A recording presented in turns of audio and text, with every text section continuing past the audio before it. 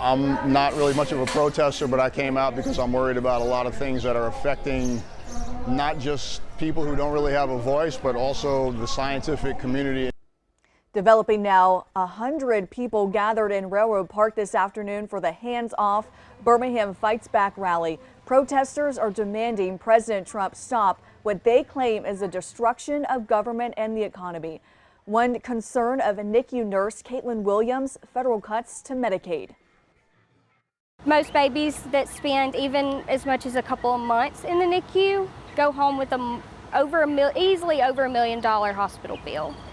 That can easily bankrupt families. I can't imagine having to choose between putting food on the table or taking my kid to PT this week.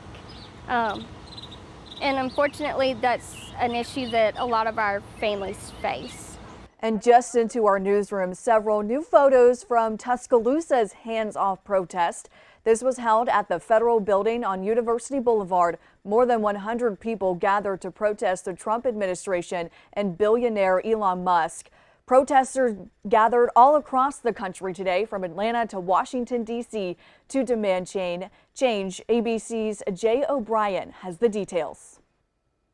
From Boston to Los Angeles, protesters taking to the streets, demonstrating against President Trump and his key advisor, billionaire Elon Musk. The so-called hands-off demonstrations, critical of the Trump administration's tariff policy, its firing of federal workers, deportations of migrants, and what opponents say is a scaling back of protections for transgender people. The guy is completely out of control, and to see this country just melt down in such a quick and just a nauseating way, it's just crazy. Thousands gathering along the National Mall in Washington, D.C. The things that he's doing is not trying to make America better.